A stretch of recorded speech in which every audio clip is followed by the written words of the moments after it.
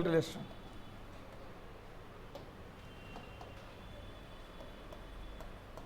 केंद्र राज्य वित्तीय संबंध।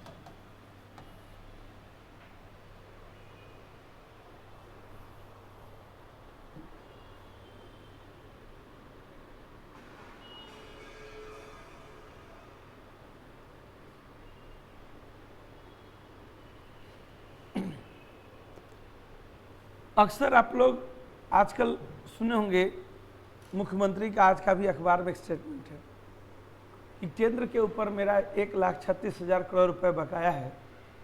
अगर केंद्र सरकार पैसा दे देती तो हम मैया योजना के तहत लड़कियों को जो 1,000 रुपये दे रहे हैं ये 2,000 रुपये दे देते।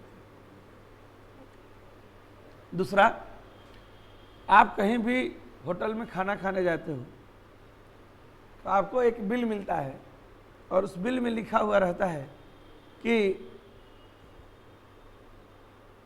एक SGST, राज्य का GST, मतलब आप 100 रुपये का खाना खाएं तो बिल भरते हैं 112 रुपये।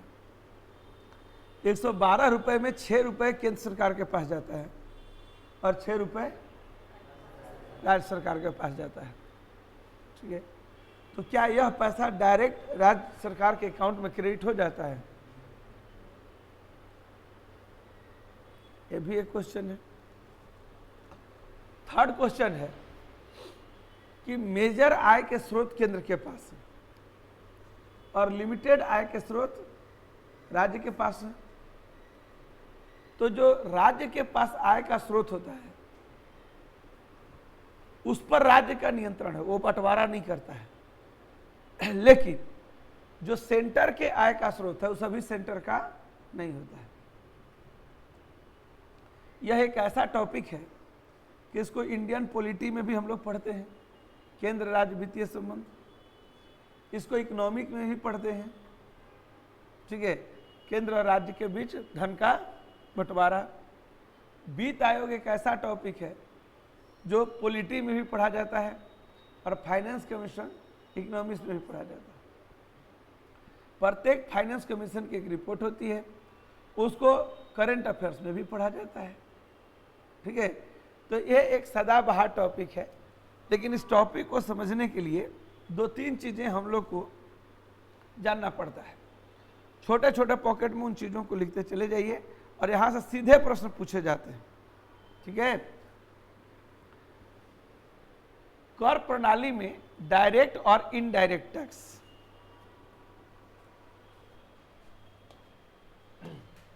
इस टॉपिक के अंतर्गत लिखो पहले टैक्स सिस्टम, कर प्रणाली। देखो, ज्यादा नहीं, कम से कम इतना जानो कि इंडिया में जो टैक्स लिए जाते हैं उनमें से एक को हम लोग डायरेक्ट यानी प्रत्यक्ष टैक्स कर बोलते हैं और दूसरा को क्या बोलते हैं? अप्रत्यक्ष कर, या इसी को हम लोग बोलते हैं कि परोक्ष कर। ठीक है, अगर उदाहरण के तौर पर GST लीजिए। अभी भारत सरकार के पास टैक्स का सबसे बड़ा स्लैब कौन सा है? GST है। GST क्या है? डायरेक्ट टैक्स है या इनडायरेक्ट टैक्स है? और जो आप इनकम टैक्स देते हैं सो तो प्रत्यक्ष कर में लिखो आयकर,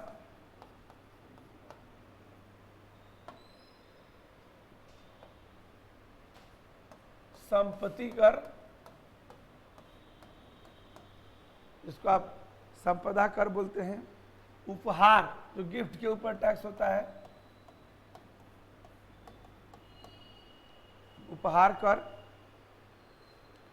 व्यय कर, ब्याज कर, सब इसी में आएगा।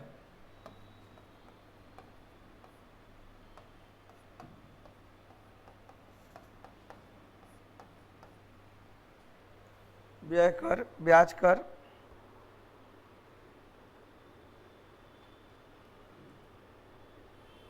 पूंजीगत लाभ कर,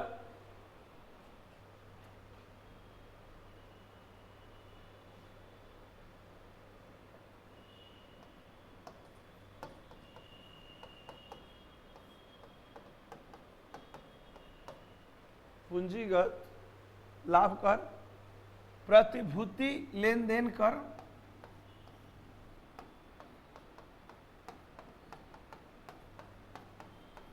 प्रतिभूति लेन देन कर, कॉरपोरेट कर,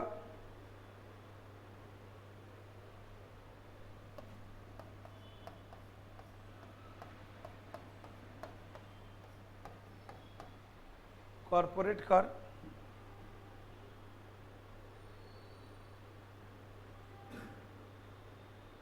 इसी प्रकार मान लो अप्रत्यक्ष कर के अगर उदाहरण में जाओगे तो देखो अप्रत्यक्ष कर में हमारे पास ज्यादा विकल्प नहीं है, क्योंकि आज के डेट में 23 प्रकार के छोटे बड़े जो कर थे इनडायरेक्ट, सबको एक में मर्ज कर दिया गया है और उसका नाम रखा गया है GST, goods and service tax. इसके बाद दूसरा में अगर जाओगे तो राज्यों के पास एक और कर का अधिकार है, उसको हम लोग कहते हैं बिक्री कर, सेल टैक्स। ठीक है,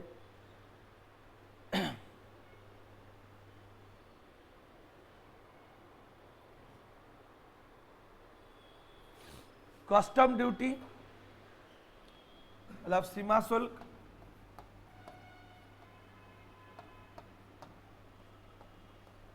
उत्पाद शुल्क,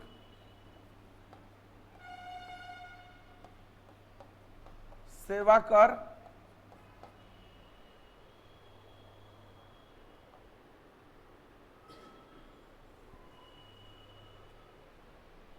ये सब अप्रत्यक्ष कर है।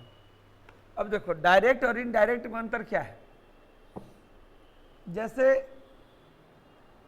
डायरेक्ट हुआ कि हम साल भर में 1 लाख रुपए कमाते हैं, चाहे महीने में 1 लाख रुपए कमाते हैं, साल भर में कितना रुपए कमाए, 12 लाख।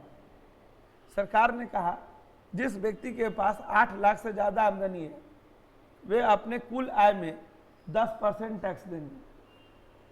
क्लियर नियम है। अब हमारा कुल आय तो सर्वविदित है कि 12 लाख रुपए है, और अगर हम 12 लाख रुपए कमाते हैं तो हमको कितना टैक्स पे करना है, 10%। तो 1,20,000 रुपए हमको गवर्नमेंट के टैक्स देने हैं, इसमें कोई दिमाग नहीं लगाना है। लेकिन बाजार में आप एक बिस्किट खरीद के लाते हो, ठीक है, और बिस्किट खाते हो, तो आप तो ये सोच के आते हो कि हमें बिस्किट 5 रुपए में मिला, मैंने खाया। आप कलम लेने गए, आप तो ये सोच के आए कि कलम हमको मार्केट में 6 रुपए में मिला, 6 रुपए की कलम है। वहां आप टैक्स नहीं देखते हो, देखते हो, लेकिन वह उत्पाद जब बाजार में बेचने के लिए आता है तो उसके ऊपर एक सेल टैक्स ऑलरेडी रहता है। आप होटल में खाना खाने गए, 120 रुपया बिल हुआ, आप इतना जानते हो 120 रुपये खाए। ये तो अब जीएसटी इतना लोकप्रिय हुआ तो लोग जानने लगे कि इसमें टैक्स का पैसा है। आप चावल का बोरी खरीद रहे हो, मोबाइल खरीद के ला रहे हो, अपने लिए पैंट खरीद के ला रहे हो, जींस खरीद के ला रहे हो, तो आप जानते हो कि हम तो प्रोडक्ट ला रहे हैं, उत्पाद ला रहे हैं। आपको ये थोड़ी ना पता है कि इसमें से कै रुपये सरकार को दिए, कै रुपये बिजनेसमैन को दिए, कै रुपये लाभ में गया, आप नहीं जानते हो। तो जहां सीधा दिखाई ना दे कि कहाँ पैसा जा रहा है, उसको हम लोग अप्रत्यक्ष कर कहते हैं। और जहां सीधा दिखाई दे कि हम इतना रुपए दिए हैं तब इसको लाए हैं, उसको हम लोग प्रत्यक्ष कर कहते हैं। तो पहला क्वेश्चन तो यहां से ही आता है, ठीक है, कि कौन सा डायरेक्ट टैक्स है और कौन सा। और जैसे बॉर्डर पर मान लो ये मोबाइल मेड इन चाइना है या मेड इन साउथ कोरियन है, तो साउथ कोरिया से मोबाइल इंडिया में आया तो मोबाइल का कॉस्ट अगर 120 रुपए था, ठीक है, तो इंडियन गवर्नमेंट उसको मार्केट में, अपने मार्केट में बेचने के लिए उसके ऊपर 15% टैक्स लगाई, तो इसका कॉस्ट वहीं पर बढ़ करके 135 रुपये हो गया। लेकिन इस 135 रुपये में बाकी जो आपको बेचा जा रहा है लाभ है, वो किसका लाभ है, रिटेलर का लाभ है। कंपनी अपनी टोटल कॉस्ट 110 लेके आई, टैक्स आके सीमा शुल्क 135 हो गया। अब बाजार में 135 का 150 रुपये बिक रहा है, तो 15 रुपये कहाँ जा रहे हैं, वो बिजनेसमैन के पास जा रहे हैं। यही ना प्रोडक्ट का नियम है।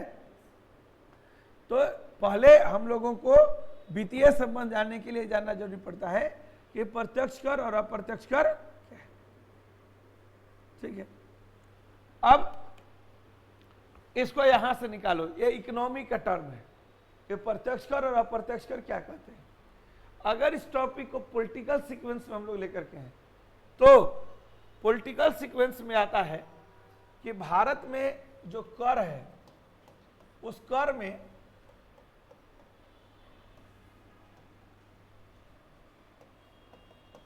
संघ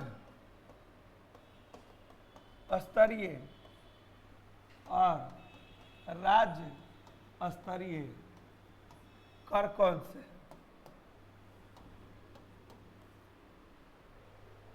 ठीक। अब इसको बांटो तो इसमें कहता है निगम कर, सीमा शुल्क, कस्टम ड्यूटी, निर्यात शुल्क, निर्यात शुल्क,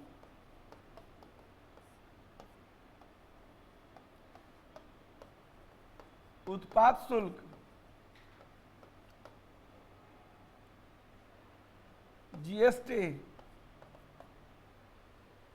निर्यात शुल्क, उत्पाद शुल्क, जीएसटी,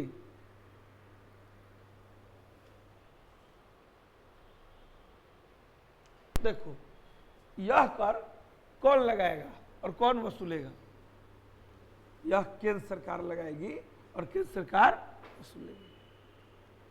तो हेमंत सोरेन के आय का स्रोत क्या है, तो इसमें आएगा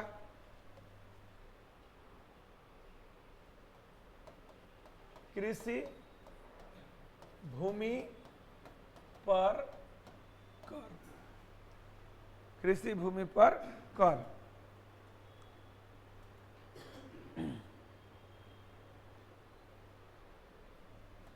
भूमि कर, वाहन कर, भूमि कर, वाहन कर, भवन कर,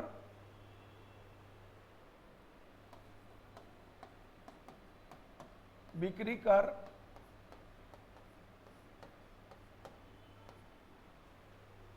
बिक्री कर,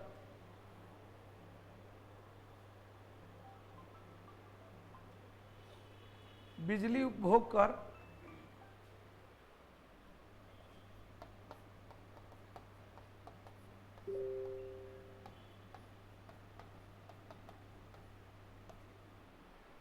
बिजली उपभोग कर और लास्ट लिखे विक्रय कर।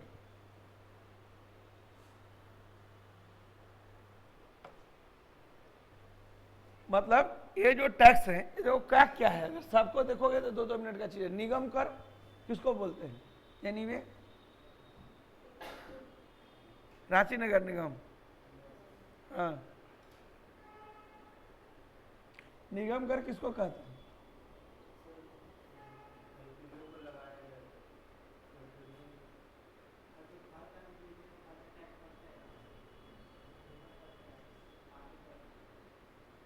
निगम कर क्या है,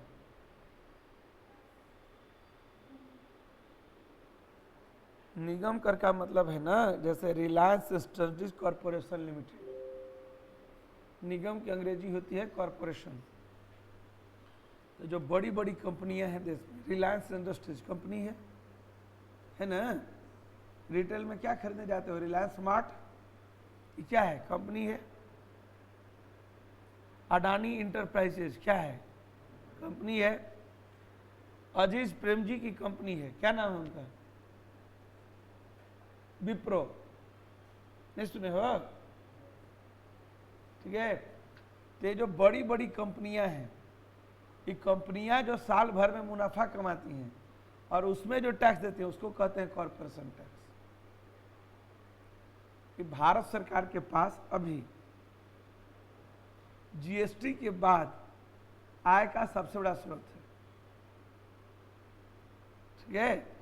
जीएसटी 2024-25 के बजट में सरकार को 100 रुपये, अगर 100 रुपया होता है फायदा जब टोटल इनकम, तो जीएसटी का कंट्रीब्यूशन 18 रुपया है और 17 रुपया निगम कर का है। मतलब समझो कि तुम्हारा देश बड़े बड़े कंपनी ही चला रही है। इसके अलावा तुम्हारे आय का स्रोत जानते हो क्या है? उधारी। अगर भारत सरकार का 100 रुपया आमदनी है तो 24 रुपया उधारी से आ रहा है। वर्ल्ड बैंक, IMF, इनसे हम लोग लोन लेते हैं देश चलाने के लिए। ठीक है। और दूसरा सबसे बड़ा टैक्स पिछले साल था निगम कर, और इस बार है जीएसटी, और तीसरा में निगम कर। मतलब निगम कर कोई छोटी मोटी यूनिट नहीं है।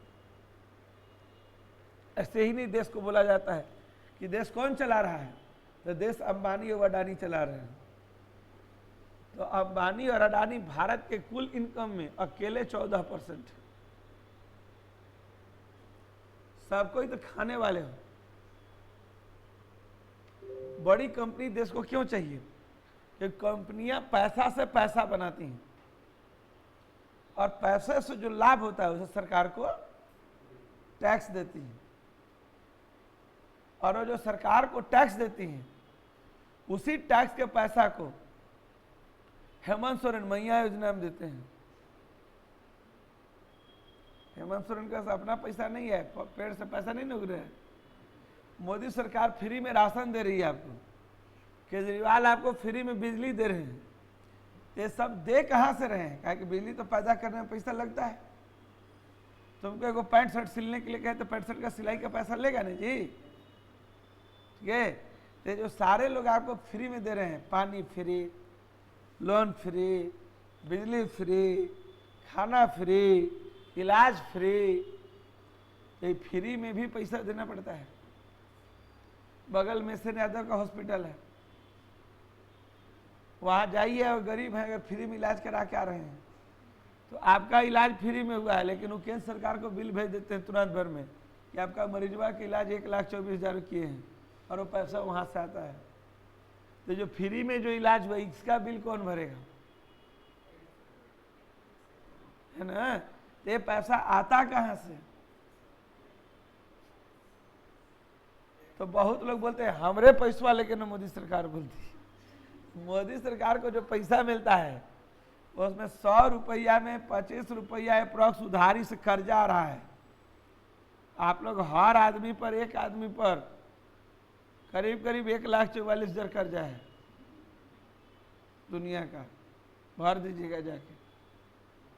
तो पहला स्रोत ऑफ इनकम कर्ज है, दूसरा कॉरपोरेशन टैक्स है, तीसरा जीएसटी है। ये तीनों मिल जाए तो 18, 18, 36 और 24 कितना हो जाएंगे? 60। 1 रुपया में 60 पैसा ये तीन को दे रहे हैं।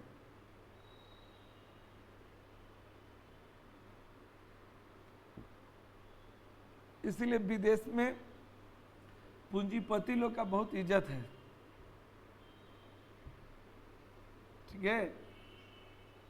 क्योंकि उन्हीं लोग में ताकत है कि रोजगार और इनकम जनरेट कर सके।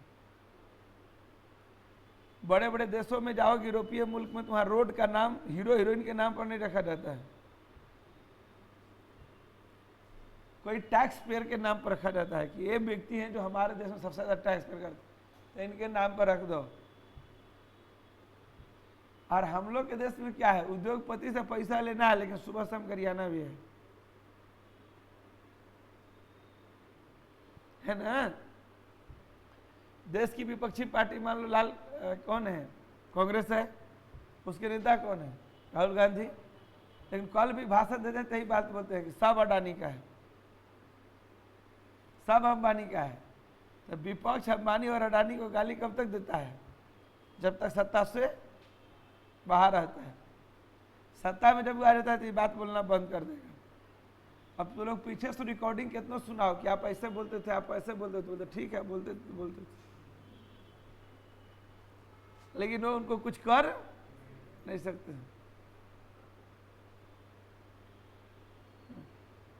उसका कोई विकल्प नहीं अल्टीमेट। तो ये बात को ध्यान रखना। निगम कर, सीमा शुल्क तो ऑलरेडी जान रहे हैं, कोई विदेशी माल अगर इंडिया में प्रवेश करेगा तो उसको एंट्री में ही पेमेंट करना होगा। निर्यात शुल्क, अगर इंडिया का कोई प्रोडक्ट विश्व में बेचने के लिए जाते हैं तो दुनिया के बाजार में भारत को कब्जा करना है, ठीक है। अब कब्जा करना है, सुनो ना, एक साइकिल अगर जो है बेचने जा रहे हो तो उसका भी बड़ा गणित है, अजीबोगरीब। कैसे? तो आपको इस प्रकार से उन चीजों को समझना है, ठीक है, कि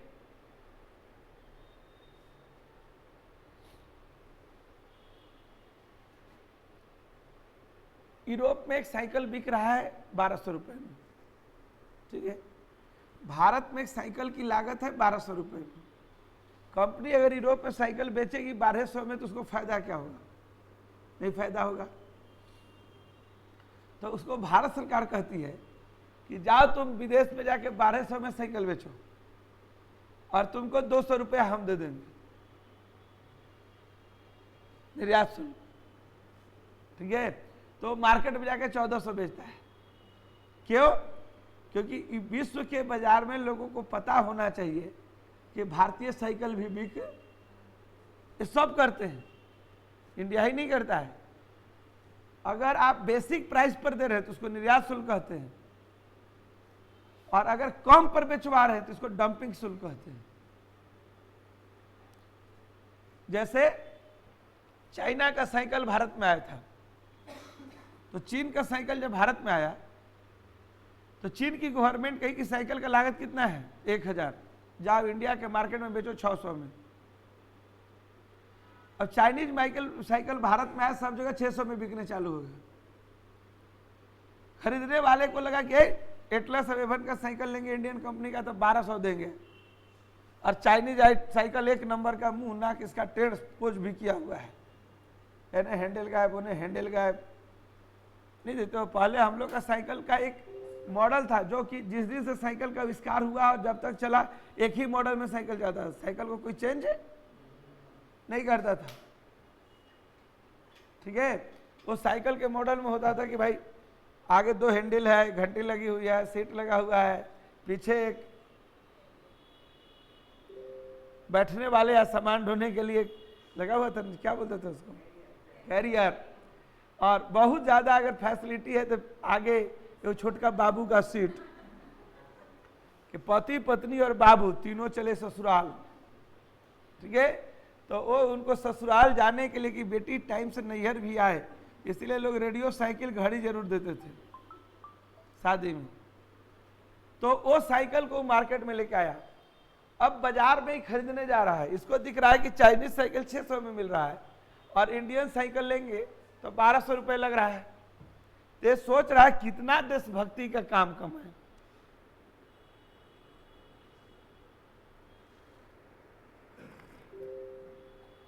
देशभक्ति का कितना काम कमाएंगे, दिक्कत है।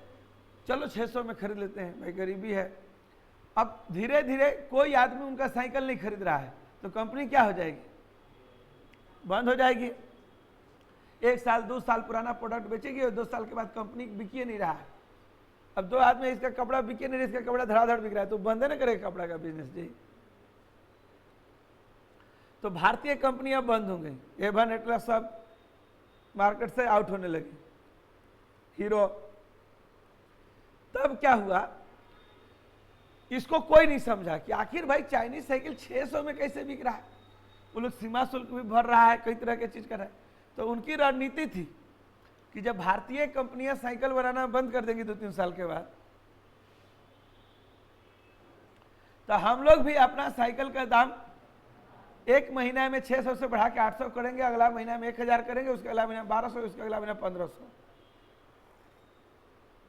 और केवल बेचने वाले हम होंगे तो जितना घाटा होगा उतना मुनाफा। और जब फैक्ट्री बंद हो जाएगी तो रात रात इतना फैक्ट्री नहीं सेटअप होगा, ठीक है। तो फिर हम लोग 3000 में बेचेंगे और जितना घाटा हुआ उसका सबका भरपाई कर लेंगे, ठीक है। तो इसको हम लोग कहते हैं डंपिंग शुल्क। उस पर निर्यात शुल्क नहीं दिया गया, बेसिक प्राइस से भी कम में बेचा गया। क्यों? आपकी आदत को बिगाड़ने के लिए और आपके घर की कंपनी को डुबाने के लिए। ठीक है, शुरू ट्यूबलाइट आया था तो जानते हो 20 रुपये में मिलता था। ये भी एक साजिश था कि लोग बॉल में पीला रोशनी लेते हैं, हम इन लोग को दुधिया रोशनी देंगे। जब इन लोग आंख को आदत लग जाएगा कि वाला रोशनी ठीक है तो इसको 500 में बेचेंगे तो बंदा जाएगा किधर? लेगा ही लेगा।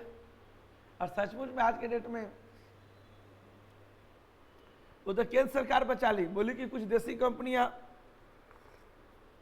विदेशी कंपनी के सहयोग से सेटल करो, और उजाला योजना के तहत सरकार अपने से एलईडी बल्ब देना शुरू कर दी कि लीजिए 50 रुपया में फ्री में 2 आधार लेके आइए, 2 लेके जाइए। तो यूरोपीय कंपनियां चुप। नई सरकार इसको बांटती है अपने पैसे से, तो बल्ब आज की रोशनी में 2000 के हो जाते हैं। ठीक है, तो बड़ा अजीब हो गई। तुम लोग जैसा सोचते हो कि खूबसूरत दुनिया है, दुनिया वैसे, और दुनिया सबसे बड़ा दलाली टैक्स में करती है।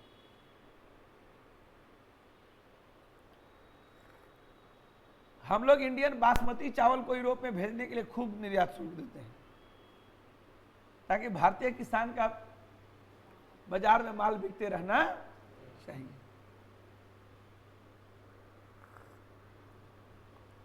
आगे उत्पाद शुल्क अभी बंद हो गया है। उत्पादन शुल्क के बदले में जीएसटी लिया जाता है,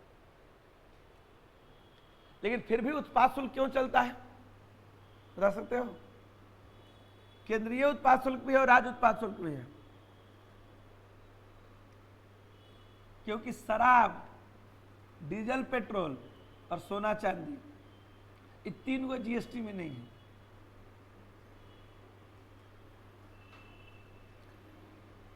उत्पाद शुल्क के बदले में जीएसटी आ गया, लेकिन पेट्रोल पर जीएसटी नहीं आया है। इसीलिए जब राज्य वाला आरोप लगाता है सब केंद्र के ऊपर, देखिए महंगाई बढ़ गया, पेट्रोल का उम्र 100 पार हो गया, ऐसे होगा वैसे होगा, तो केंद्र सरकार कहती है जीएसटी में ले आओ। तो पेट्रोल का दाम हर स्टेट में कम बेसी क्यों है? क्योंकि वो स्टेट गवर्नमेंट पैसा लगा रही है उत्पाद शुल्क, ना। तो अगर मान लो पेट्रोल आता है तुम्हारे देश में 50 रुपए में, केंद्र सरकार कही कि 20 रुपया हम इस पर टैक्स लेंगे तो हो गया 70।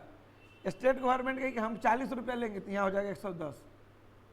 यूपी वाला कहेगा कि 30 तो 100, और नीतीश कुमार कहेंगे 20 तो वहाँ का पेट्रोल 90। और शराब, एक ही बोतल की कीमत दिल्ली में अलग है, झारखंड में। दिल्ली की सरकार तो कह दी कि एक बोतल खरीदो तो वो फ्री में देंगे, लेकिन पी के मस्त रहो। उसी में केजरीवाल अंदर गए। ठीक है, उन्होंने एक पॉलिसी लाई थी दिल्ली में कोविड के समय में कि 1 पर 1 फ्री, घर में रहिए पी के टर रहिए। झारखंड सरकार टारगेट लेके चलती है, इतना शराब से पैसा कमा लेना है, राज्य में कुछ बिके चाहे नहीं बिके। कल या परसों ये सब ऐसी चीजें कि रोज अखबार उठोगे तो झारखंड में शराब कलेक्शन लक्ष्य के पार, जितना टारगेट रखा उससे ज्यादा बिका। ठीक है, तो ये एक ऐसा टॉपिक है जो आपको रोज अखबार में दिख जाएगा। आज भी 3-4 अखबार लेकर के बैठो, 4-5 को न्यूज टैक्स पर मिल जाएगा। ये उसी में आता है, जीएसटी इसी में है। कृषि भूमि पर कर, ये नाम मात्र का कर होता है। जितना भी किसान के जमीन का रजिस्ट्री होता है, आप लगान देते हैं ना जी, जो सुनते हो कि हर महीना रसीद कट रहा है ऊपर से। ठीक है, हर महीना रसीद कट रहा है, तो टैक्स का पैसा कहां जा रहा है? State government. भूमि कर,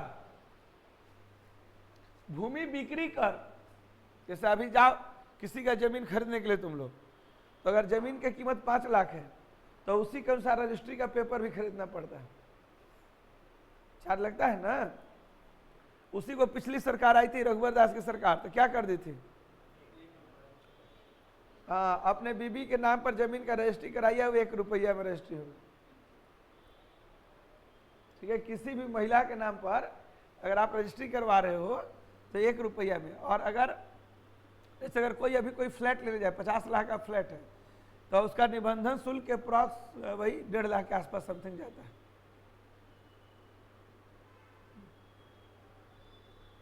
तो इसको कहा गया कि इसको सरकार लाई थी वुमेन्स एम्पावरमेंट के लिए, कि अगर लड़की के नाम पर फ्लैट रहेगा तो लोग 1.5 लाख बचाने के चक्कर में जमीन लड़की के नाम पर खरीदेंगे, बीबी के नाम पर खरीदेंगे, फ्लैट बीबी के नाम पर खरीदेंगे, 1.5 लाख रुपया बच रहा है।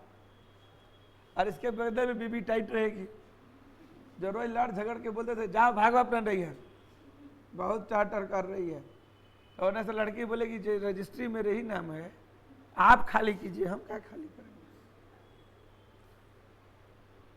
तो महिलाओं को कोई घर से निकाल नहीं सकता है। इसीलिए बुलाया गया था कि महिलाएं जब तक संपत्ति की मालकिन नहीं बनेंगी तब तक लोग उनको डांट फटकार होते रहेगा, भागो यहाँ से, दिमाग खराब, इतने जाओ नैहर जाओ, तुरंत लड़की बोलेगी हम कहाँ जाएं, ये तो जमीन मेरा है, सरकार के रजिस्ट्री में मेरा नाम चढ़ा हुआ है, पैसा आपके भरने से क्या होगा, कहाँ लिखल है कि आप भरे हैं, है ना। तो महिलाओं को संपत्ति की मालकिन बनाने के लिए वुमेन्स एम्पावरमेंट का ये जरिया था। वाहन कर, मतलब ये सब प्रैक्टिकल चीजें हैं। अभी भी छत्तीसगढ़ में अगर किसी को गाड़ी लेना होगा ना, कि जा रहे क्रेटा लेने के लिए, तो झारखंड आता है, बिहार का आदमी भी झारखंड आता है, ऑफिशियल बता रहे हैं कि जो अंबिकापुर रायपुर का लोग होता है ना, वो रांची में आता है गाड़ी खरीदने के लिए। क्यों? क्योंकि वाहन रजिस्ट्री शुल्क छत्तीसगढ़ की तुलना में है कम है। ठीक है, अभी कुछ दिन पहले मेरे ही एक रिलेटिव आए थे कि आपको क्रेटा लेना है तो रांची आ जाता हूँ, लेकिन रांची से क्या है, पूरा रायपुर में गाड़ी नहीं मिलता है कि आप लोग यहाँ आते, चलो नहीं, अंतर पड़ जाता है। जैसे अगर वहाँ पर हम लोग रजिस्ट्री करवाएंगे गाड़ी का, तो हम लोग को अगर क्रेटा लगभग 14 लाख रुपए आसपास में आती है, तो उस पर देना पड़ जाता है 76-77 हज़ार रुपये, और यहाँ वो 22-23 हज़ार में हो जाता है। तो 40 हज़ार रुपया बच रहा है, तो क्या दिक्कत है, गाड़ी यहाँ से खरीदे चाहे, ये अंतर नहीं। ये राज्य के स्तर का चीज है, इसलिए राज्य में से फ्लैक्चुएशन मिलता है। भवन कर, होल्डिंग टैक्स, बिक्री कर, सेल टैक्स, हालांकि बिक्री कर भी अब जीएसटी में चला गया है। बिजली उपभोग कर, ये जो बिजली बिल जला रहे हो, तो जो कंपनी आपको बिजली सप्लाई करती है वो भी टैक्स लेती है, ठीक है। और इस मामलों में अरे वही बातें हैं, देखो टैक्स एक प्रक्रिया है, इसमें हर आदमी चतुर बनने का कोशिश करता है। दुनिया में याद रखना, टैक्स एक ऐसा सिस्टम है कि अगर चीन भारत में अपना माल बेच रहा है तो भी टैक्स चोरी करना सीख रहा है, भारत झारखंड में माल बेच रहा है तो भी टैक्स करना चोरी करना सीख रहा है, झारखंड सरकार भी टैक्स बचाना चाहती है और पब्लिक भी अपना टैक्स बचाना चाहती है। अब जैसे झारखंड सरकार, हम लोग हरिओम टावर में बिजली बिल ले रहे हैं, तो इसको हम लोग बोलते हैं कमर्शियल जोन है, तो कमर्शियल बिजली हम लोग को 10 रुपये प्रति यूनिट मिल रहा है। और ये बगल में उस बिल्डिंग के पीछे जो लोग हैं,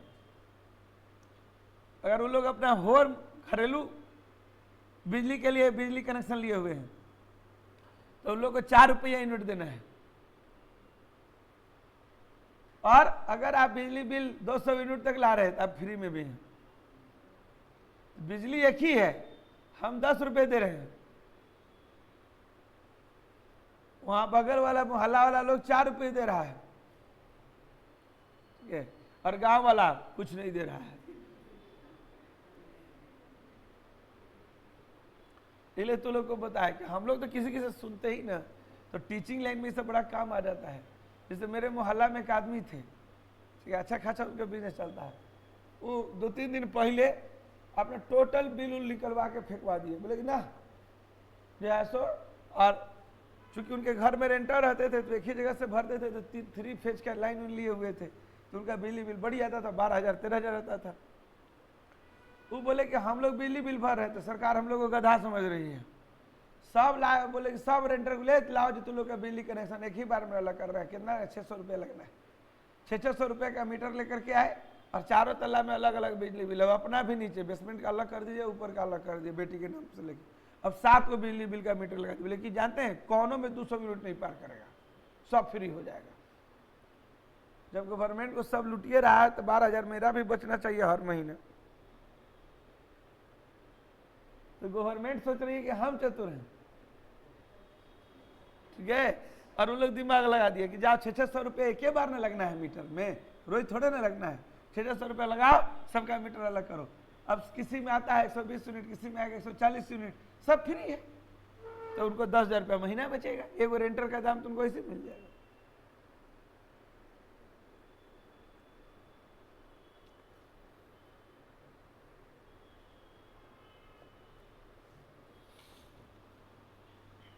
अब तुम लोग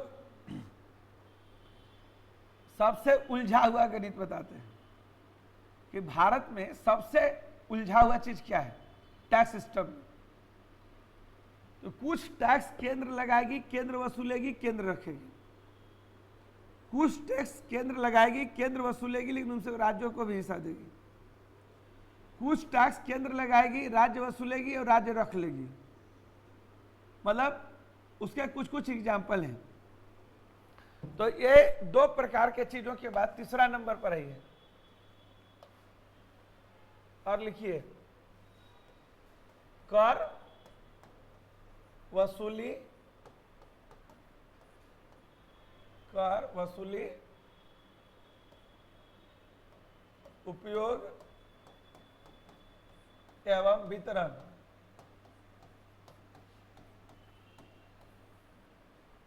कर वसूली, उपयोग एवं वितरण।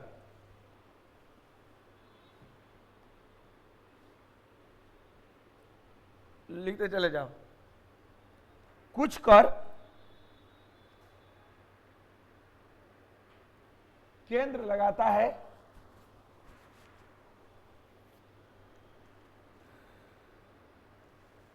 कौमा वसूलता है,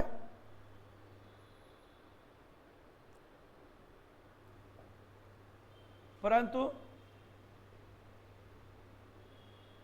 पूरी तरह राज्यों को ट्रांसफर कर देता है, पूरी तरह राज्यों को ट्रांसफर कर देता है।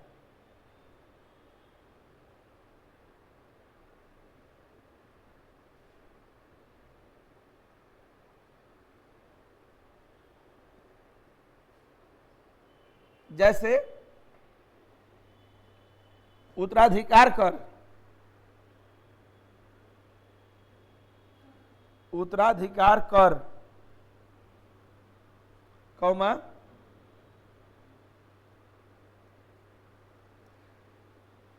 कृषि भूमि के अलावे अन्य संपत्ति कर,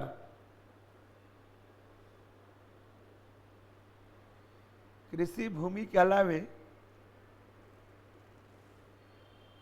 अन्य संपत्ति कर,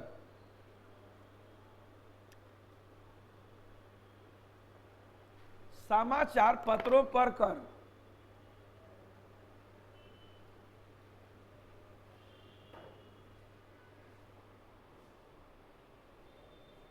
इसका मतलब क्या हुआ जी, यह कर केंद्र सरकार लगा रहा है, वसूल भी कौन रहा है, केंद्र सरकार वसूल रहा है, लेकिन जो उसको 100 रुपये आमदनी हो रही है वो 100 रुपया राज्य सरकार को ट्रांसफर कर। जैसे प्रभात खबर, हिंदुस्तान, दैनिक जागरण, ये सब जो आमदनी करते हैं उस आमदनी पर टैक्स कौन लगाएगा, सेंट्रल गवर्नमेंट, उसको वसूलेगा कौन, लेकिन जितना इनकम हुआ है हेमंत सरकार को भेज देगा, 1 पैसा उसमें रखेगा।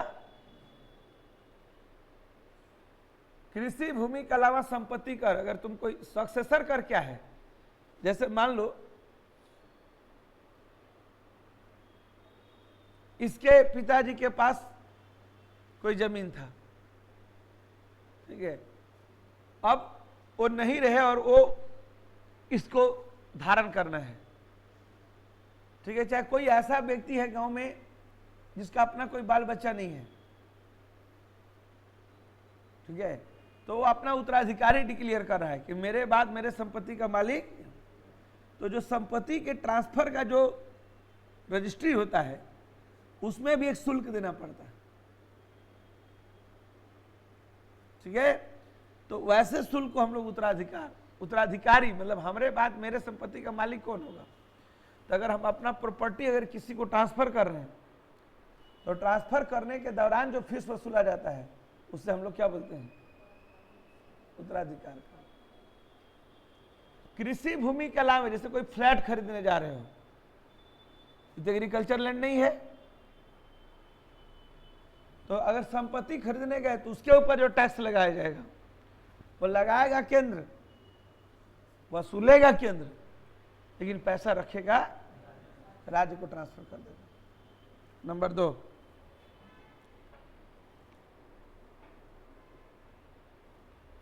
कुछ कर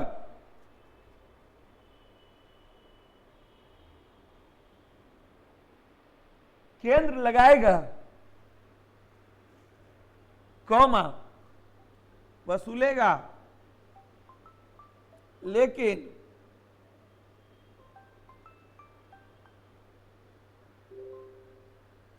लगाएगा वसूलेगा लेकिन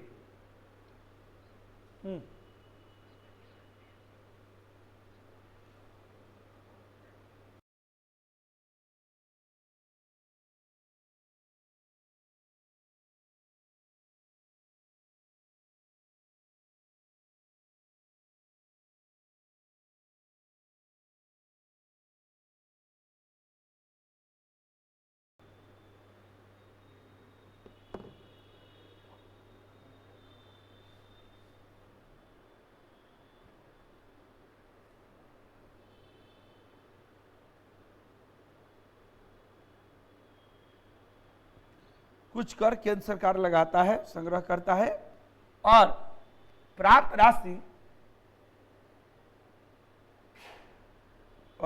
राशि को केंद्र एवं राज्य के बीच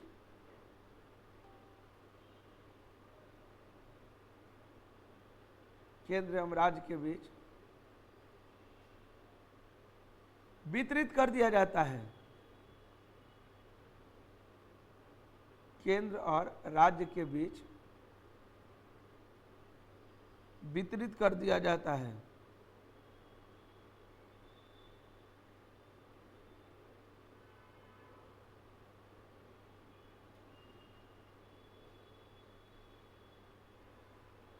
हो गया। जैसे जीएसटी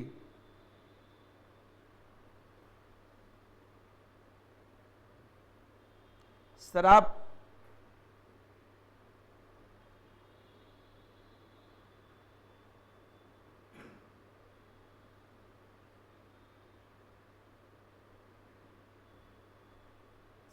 पर कर, मादक द्रव्य, ठीक है।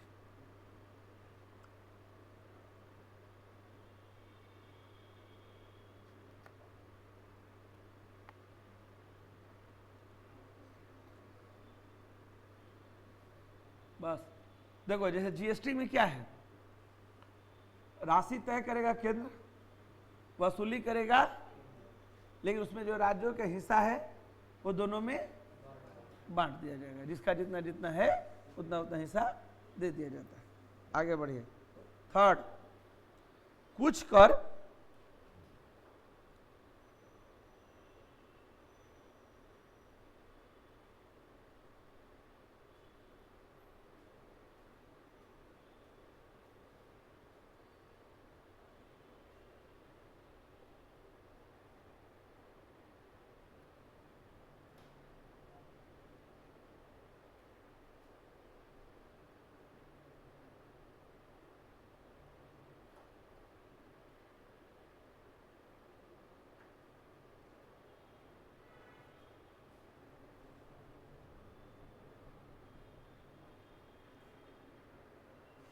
थोड़ा सा एक वर्ड का हेर फेर है। जैसे ऊपर में तो लोग जीएसटी लिखे हुए, तो जीएसटी में क्या होता है कि समान अनुपात में दिया जाता है, ठीक ना। और अभी जो लिखवा रहे हैं वो वित्त आयोग के सिफारिश पर दिया जाता है, तो लिखना से कुछ कर केंद्र एवं राज्य, हाँ, कुछ कर केंद्र लगाता है, राज्य मत लिखिएगा, कुछ कर केंद्र लगाता है, वसूलता है, परंतु वित्त आयोग के सिफारिश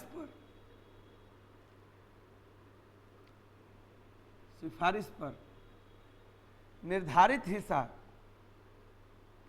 राज्यों को ट्रांसफर करता है।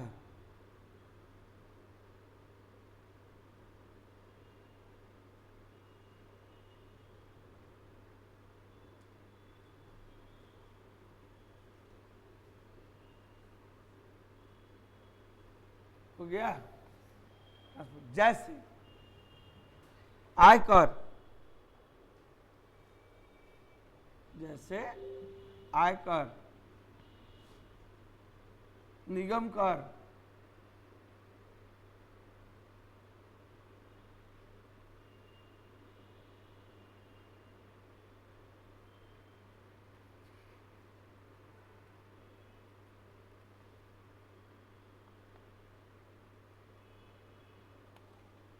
देखो अब यहीं पर वित्त आयोग की एंट्री हुई, ठीक है। कुछ कर ऐसे हैं, एक क्वेश्चन डायरेक्ट यही तुमसे पूछेगा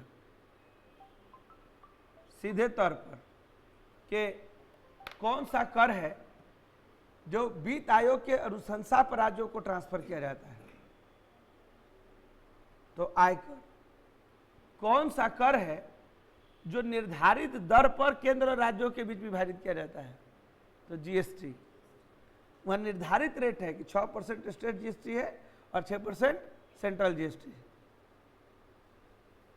ठीक है।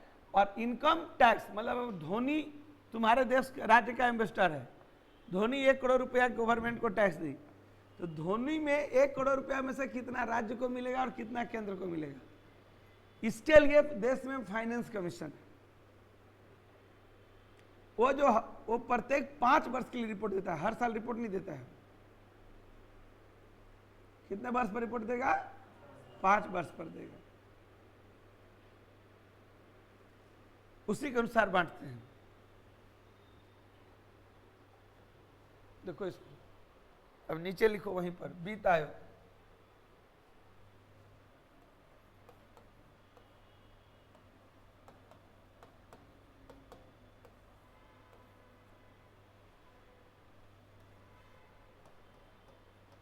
अनुच्छेद 280 के तहत गठित, मतलब संविधान के अनुच्छेद 280 के तहत इसका गठन किया जाता है, 1 नंबर। दूसरा पॉइंट, राष्ट्रपति द्वारा गठित। कौन इसका गठन करता है? राष्ट्रपति। थर्ड,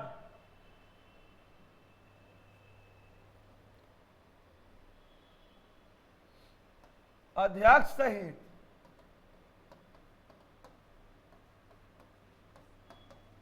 पांच सदस्य। इसमें कुल मेंबर कितने होते हैं? तो अध्यक्ष सहित 5 सदस्य। कार्य, केंद्र एवं राज्य के बीच धन का बंटवारा,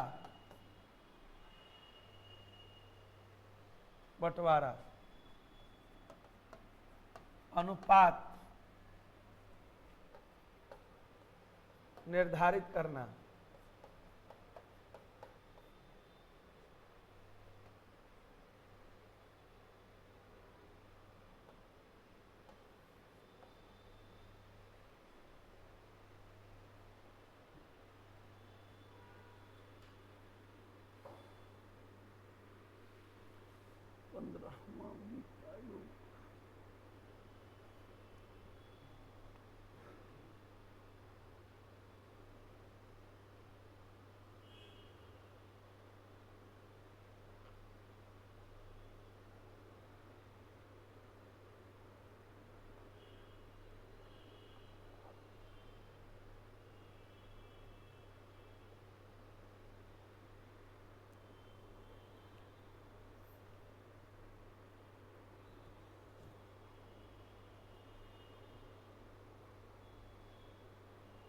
ठीक है, अब देखो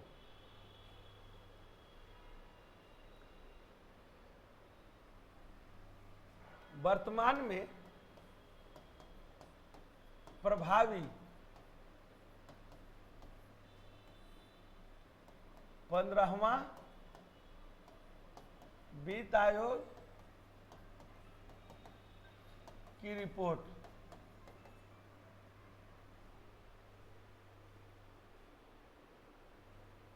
पांच मिनट वेट कर लो, क्लास छोड़ के कर देते हैं। ठीक है, 15वां वित्त आयोग की रिपोर्ट, ठीक है, लागू है। ये कब तक रहेगी? ये लागू है 2020 से 25 तक। अब नीचे लिखो, इसके अनुसार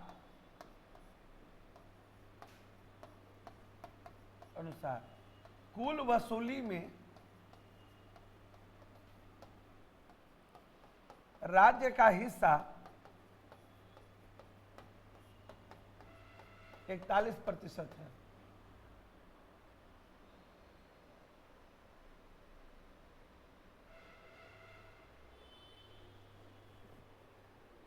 राज्य का हिस्सा 41% है।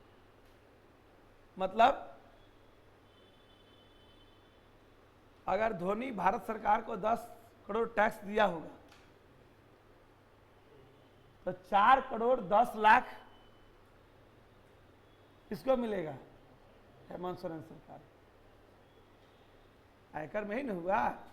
अगर झारखंड में रुंगटा की स्टील कंपनी है, ये कंपनी कुल मुनाफे में जो केंद्र सरकार को दी होगी टैक्स, उसमें 41% राज्य को मिलेगा और 59% इस पर भी बहुत खेल है।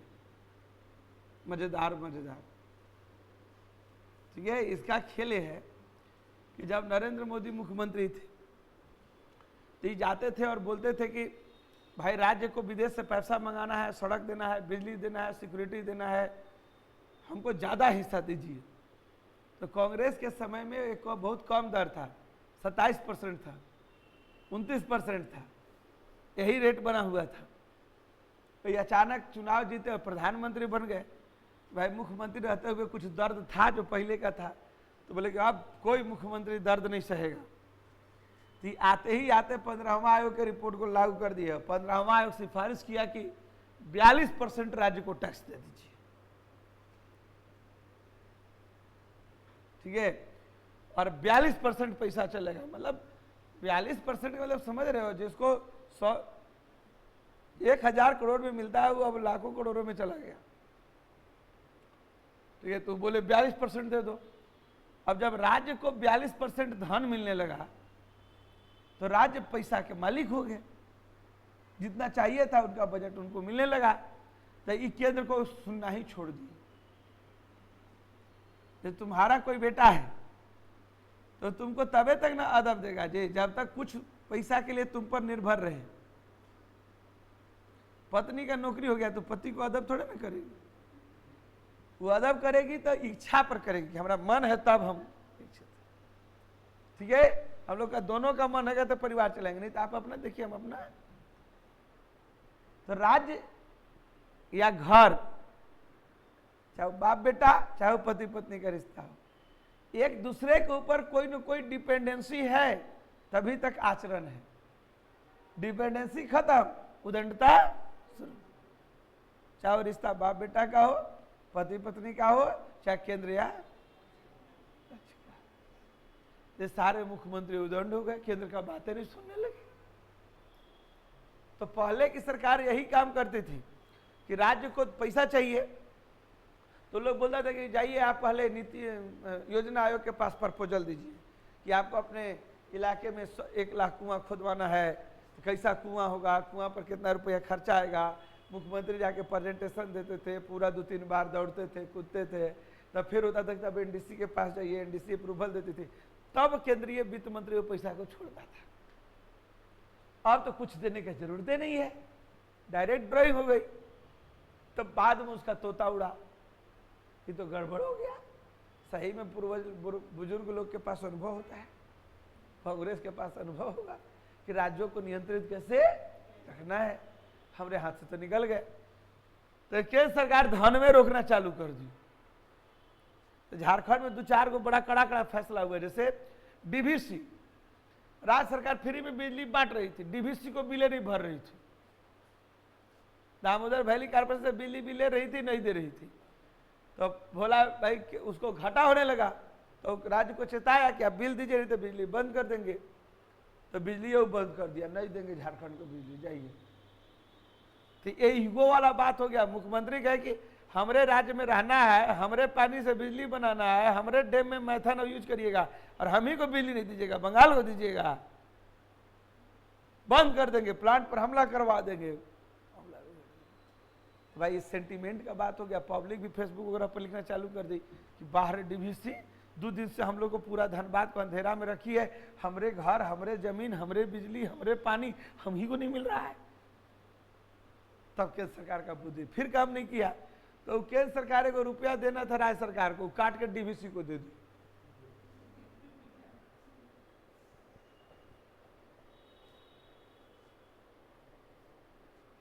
बहुत खेल होता है देश चलाने के लिए और राजनीति सीखने के लिए। तो उसमें क्या हुआ कि डीवीसी को पैसा मिल गया, डीवीसी बिजली हो गई, जनता को बिजली से मतलब है, जनता खुश हो गई।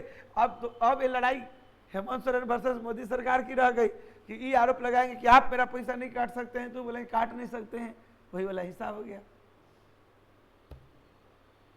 अब जीएसटी का पैसा है तो ठीक है, स्टेट गवर्नमेंट कहते हैं ठीक है भेज देंगे, थोड़ा वेट कीजिए, अभी हिसाब किताब बन रहा है, इंटीग्रेटेड जीएसटी है, सेंट्रल जीएसटी है, सब थोड़ा सेपरेट होगा तब ना जाएगा। तो इस महीना का पैसा 2 महीना लेट से आ रहा है। यही आपके मुख्यमंत्री कह रहे हैं। ये पैसा तो स्टेट गवर्नमेंट को मिलेगा, लेकिन ये चाह रहे हैं कि सब जोड़ जाड़ के आगे दे दीजिए, कहे कि इलेक्शन से पहले हम बांट बूट के खत्म कर दें।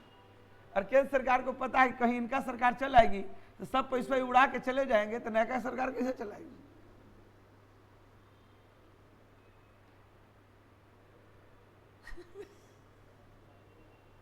ये तुम लोग को हम इसलिए पढ़ा रहे क्योंकि टैक्स बहुत हार्ड टॉपिक है, और केवल वहां हम बता के चलेंगे नहीं, पूंजी का अगर नियम कर बांट देता है तो आपके लिए सब हवा हवाई है। इसको समझो जमीन पर जाकर के ये कैसे होता है और क्यों भी बाद में आता है। इस टॉपिक को हम इतना धीरे क्यों पढ़ा रहे हैं, क्योंकि जहां इसमें गति दी कि लिखो जी पूंजी कर, विक्रय कर, लाभ कर, निर्यात शुल्क, तो तुम लोग चुप नोट करोगे और चल जाओगे, जो था पढ़ दिए, पढ़ा दिए, हम भी पढ़ दिए। लेकिन एक एक पॉइंट को सीखना है, जब तक जानोगे नहीं याद थोड़े ना रहेगा।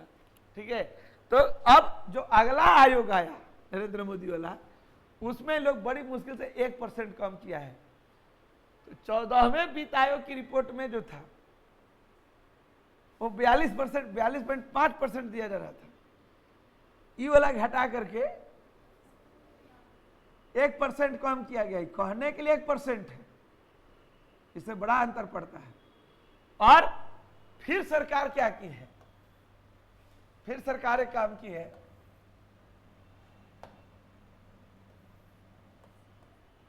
सोलहवें वित्त आयोग का गठन।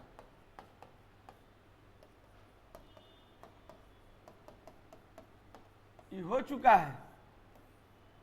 इसके अध्यक्ष कौन है? अरविंद पनगढ़िया। ये वही आदमी है जो इसके पहले क्या थे, नीति आयोग के अध्यक्ष थे। ठीक है, और ये रिपोर्ट कब देंगे?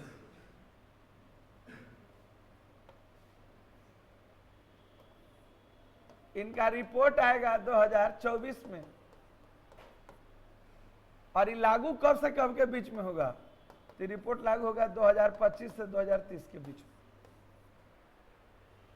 5 साल के लिए रिपोर्ट देंगे। तो 16वां वित्त आयोग के चेयरमैन कौन है? अरविंद पनगढ़िया है। अभी क्वेश्चन ट्रेंड में है, कोई भी लोकल एग्जाम लिखना है तो इसको ध्यान रखिए, नोट कर लीजिए।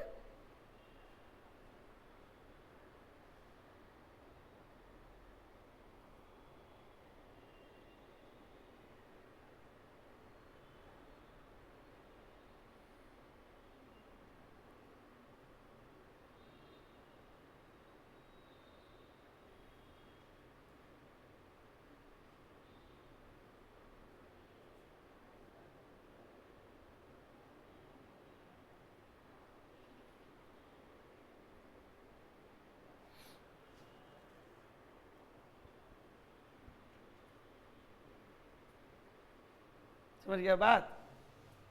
16वें वित्त आयोग का अध्यक्ष हो सकता है घटा कर 38% कर दे, ठीक है, लेकिन ये दिमाग लगा दिया इन लोग। दिमाग क्या लगाया है सो तुम लोग को बता दे रहे हैं। अब केंद्र सरकार कही है ना कि जैसे ठीक है हम 41% तो राज्य को ट्रांसफर कर रहे हैं, लेकिन 41% देने के समय में कुछ अमाउंट हम डायरेक्ट पंचायत को भेजेंगे। राज्य सरकार को आप अपने यहाँ पंचायत चुनाव कराइए, उसके अकॉर्डिंग स्ट्रक्चर बनवाइए और पंचायत को धन देंगे, ठीक है। तो 41% में से कुछ राशि उठ के कहां चला गया? तो पंचायत भी तो कम से कम समझे कि हमको मोदी सरकार पैसा दिया है, नहीं तो हम दें हेमंत सोरेन को और हेमंत सोरेन देंगे पंचायत को, तो पैसा आप हमरे दीजिएगा लेकिन क्रेडिट हेमंत सोरेन को जाएगा। इसी से हेमंत सोरेन दुखी होकर क्या कर दिया कि जो प्रधानमंत्री आवास योजना में घर बन रहा था उसमें 10 रुपया में समझो 100 रुपया में 60 रुपया मोदी सरकार दे रही थी और 40 रुपया हेमंत सोरेन सरकार दे रही थी। तो बोली कि 40 रुपया हम दे रहे हैं लेकिन घरवा में फोटो लगता है कि प्रधानमंत्री आवास योजना से घर मिला। तो बोला कि हम अलग घर बनाएंगे, उसका नाम रख दिया अबुआ आवास योजना। केंद्र और राज्य के बीच में टैक्स के लिए खूब सांप और सीढ़ी का खेल चलते रहता है, ठीक है। यही केंद्र राज्य वित्तीय संबंध। चलिए खत्म कहानी, ठीक है, अगले दिन आएंगे।